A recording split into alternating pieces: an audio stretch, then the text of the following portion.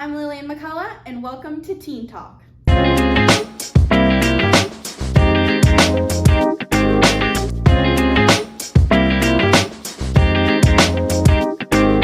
Trigger warning. The following series on Teen Talk contains talk about various mental health disorders. I have with me today my special guest, Lindsay Garber, and she's going to talk about her personal struggles with mental health. Okay, so when I was 11, I was diagnosed with CRPS, which is Complex Regional Pain Syndrome, and it's anxiety-based. So basically what that is let's say I sprain my ankle, which I'm a gymnast, so it's pretty common for that to happen. My brain will tell me that it's broken or something's wrong, like something's really, really wrong. And that actually happened to me. I was at a gymnastics meet, tensions are high, was stressing out, and I hurt my foot and we could not find a cure. It was not broken. They said it was just a sprain, but like nothing made sense. And it was because I was just so anxious. And we figured out that I just need to be calm, and if I ever get too worked up about something, then my brain will end up telling me that something is really wrong when it's not. Wow. So you struggled with this, you found out when you were 11. 11. Have you struggled with it before you were 11? So there was a couple times where my mom always noticed that I was just like really anxious, like almost like a perfectionist, you know what I mean? So if something goes wrong, I act like it's completely, like it's never gonna be fixed or something like that. So I was just a really overall like anxious kid. And when I was 11, it was just, they realized that it was the CRPS. So when you've broken bones and sprained things, so when that happened to you, does that happen every time that you get really anxious and think that like your foot's gonna fall off? Yeah, so a lot of times I just try to keep calm, and like Lily said, I do actually get injured a lot. So with all my experience, I'm kind of just, whenever I do feel like something is hurt or actually hurt, I try to keep calm. I calmly talk to my coaches about it or my parents, and we try to handle it a very just on the down low, so nothing would ever spring up like that again. Have you ever thought that before you found out about it, have you ever thought that this was normal and that everybody felt like this? I don't really remember. I'm probably yes, because I was just so little and I really didn't know the expectation of how I should be feeling about all of this yet. So you were diagnosed with it. What did your doctor say you had? Do you take anything for it? So I do not take any like medications for it. He just said that it's really important for me whenever I am feeling anxious or if I'm nervous to do something that I speak up about it and that I can't just keep it to myself. Do you have a therapist that you talk to or someone to help you with this? Yes, so I did go to therapy for a little while when I was first diagnosed, and I just learned different ways to calm myself down. And I have them actually on a little post-it note in my room just for myself. I don't see her anymore, but she is like available to me if I would ever need her. And I have all of these different like techniques to just help me calm myself down. And you have a supportive family that if you were to convey to them that you were struggling, they would take the next steps for you to help you. Yes, definitely. And I know many kids don't have that, which is, so what would you do if you couldn't talk to your family? What would be your next step personally? So I would go to a teacher that I've already bonded with.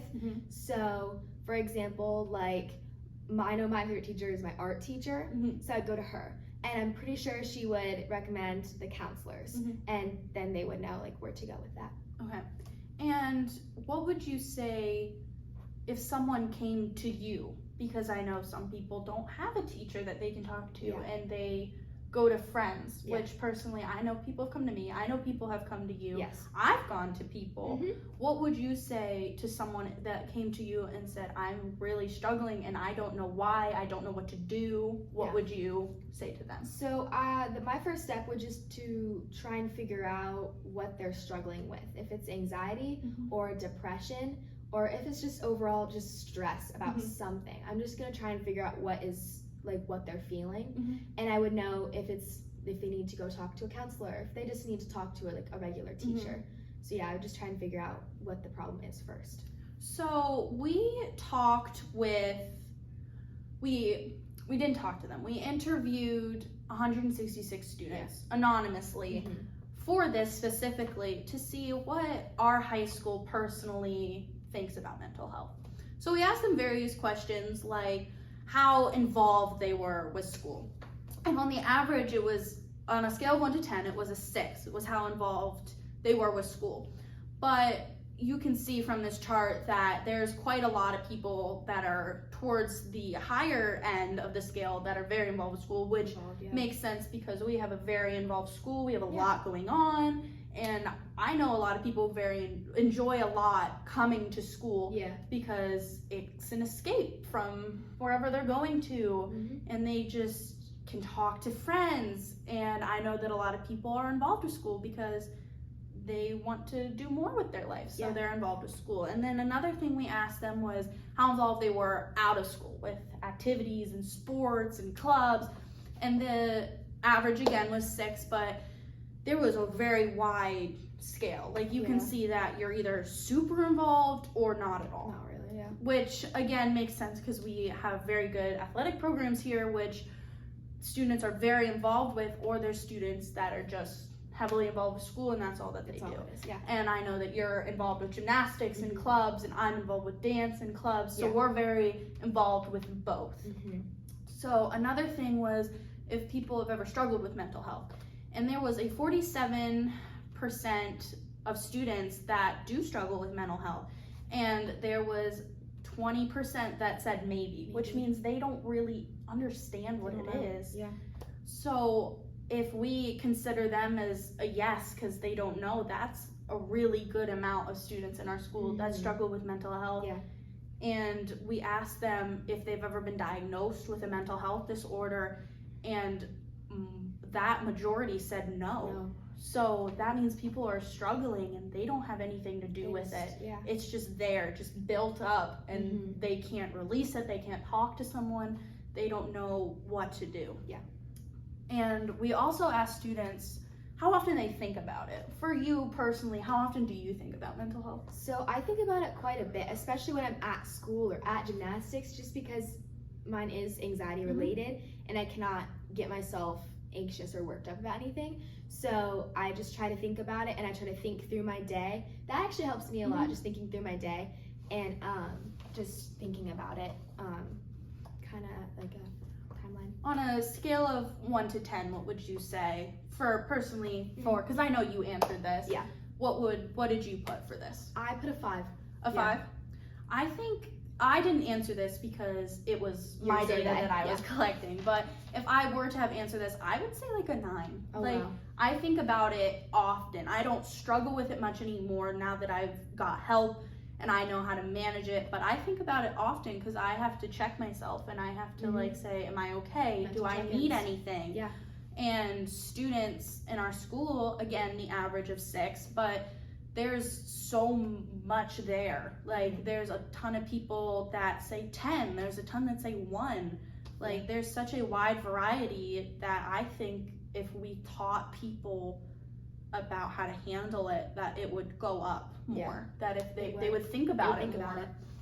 And I just hope that students can learn that if they're feeling a certain way, that it doesn't mean that everyone's feeling that way, that it could just be you're struggling and you just need some help. So what would you say to a student that didn't know anything about mental health? So I would just explain it to them, and I would definitely go over like the symptoms of it with them, and if they relate to it, then I would just kind of give them like a play-by-play of what they're probably going to have to do from there. So just take it step by step and definitely talk to a teacher about it. Who would you say is a trustworthy person other than teachers and counselors in this school that you could talk to if you needed to? Your best friend. Like, they're your best friend for a reason, and they're going to listen and they're going to understand. So just talk to them. What would you personally do if you thought that you didn't have anyone at home to talk to and you just were super struggling? How would you handle that within yourself without talking to someone? Deep breaths. I know that sounds just so Yeah. like cheesy, but deep breaths really help me. Just counting like inhale for 5, exhale for 5. It's just such an easy and quick way to just really get back on track.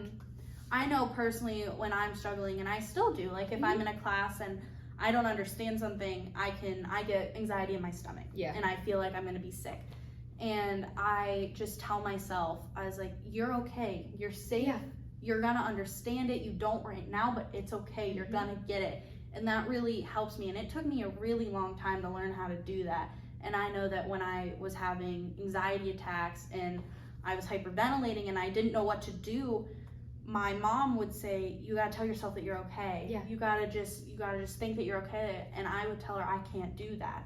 And it took me so long to learn how to do that. And once I learned how to do that and got other techniques like breathing and helping to calm myself down, I found that I have anxiety attacks less. Yes. And I just get slightly anxious over little things that don't need to be anxious about. Like if we had a test today, I would get anxious about that. Or if we have a big paper due on Friday and I have a lot to do this week, I'd get anxious about that.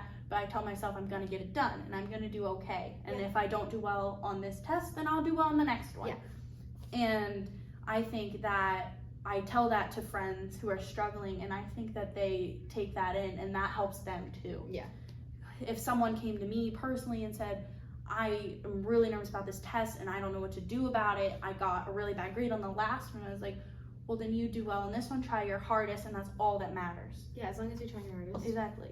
And it's not like high school defines you. Like what you got in high school is not gonna define you in 10 years. Like, oh my gosh, I did so bad on that chemistry test today, what am I gonna do in 10 years? You're not gonna do anything with that chemistry test.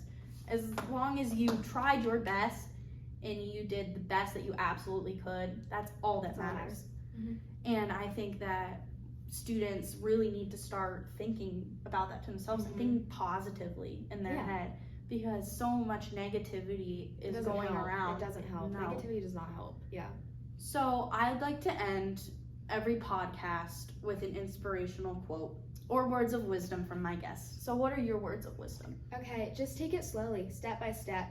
Don't just like jump right into it and assume that you like are not normal. You need to just calmly think to yourself, what am I feeling? What's going on with me? And talk to someone, definitely, because they will listen, they'll understand, and they're going to try their best to help you.